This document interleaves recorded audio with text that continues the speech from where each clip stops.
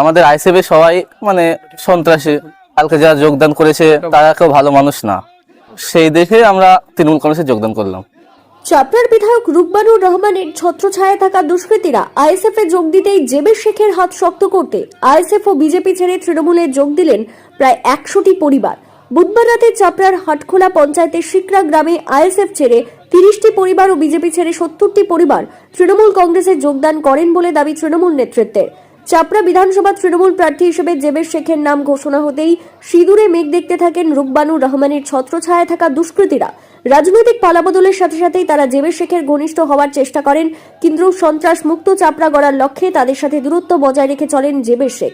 নির্বাচনের আগে ক্রমশ কোণঠাসা হয়ে পড়েন দুষ্কৃতী কার্যকলাপে অভিযুক্ত নেতারা, ফলে তৃণমূলে জায়গা করতে না পেরে গত মঙ্গলবার নওশাদ সিদ্দিকের হাত ধরে আইএসএফ এ যোগদান করেন তারা।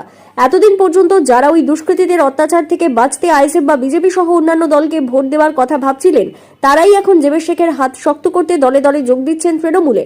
তৃণমূলের প্রতি চাপড়াবাসীর আস্থা ফিরে আসায় চাপড়া এলাকায় ক্রমশ শক্তিশালী হচ্ছে তৃণমূল। অপরদিকে বেনজল বেরিয়ে যাওয়ায় স্বস্তিতে তৃণমূল। ব্যুরো রিপোর্ট, জি নিউজ বাংলা।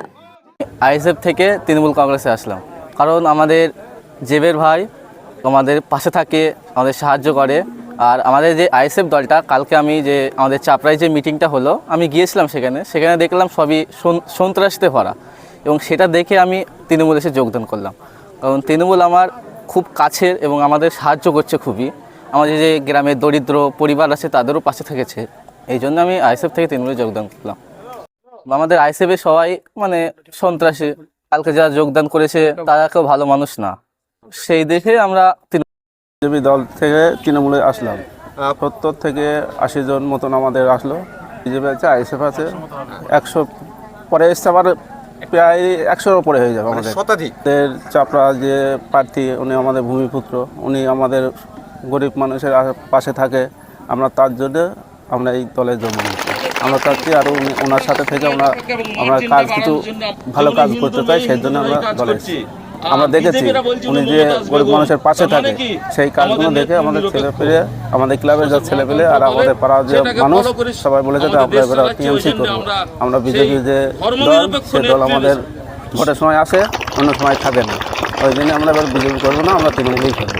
ভোটের সময় শুধু বিজেপির দল আসে, অন্য সময় কোনো দেখা সাক্ষাৎ থাকে না, এটাই আমরা দেখছি। যতদিন ভোট থাকবে ততদিন তারা থাকবে, অন্য সময় আর খোঁজ পাওয়া যায় না। আর আমাদের প্রার্থী যে তৃণমূলের প্রার্থী, উনি সুখ দেখে সবার সময় আমাদের সাথে থাকে, তো যখন ডাকি তখনই আমরা পাই, তার জন্য আমরা ওনার কাছে আসি। ওই আমাদের আসবে, দেবে, হিন্দু মুসলমান করবে, ওরা যে ওদের যেটা কাজ যে শস্যবৃদ্ধি করে ভোট আদায় করবে, সেই জিনিসটা আমরা চাই না।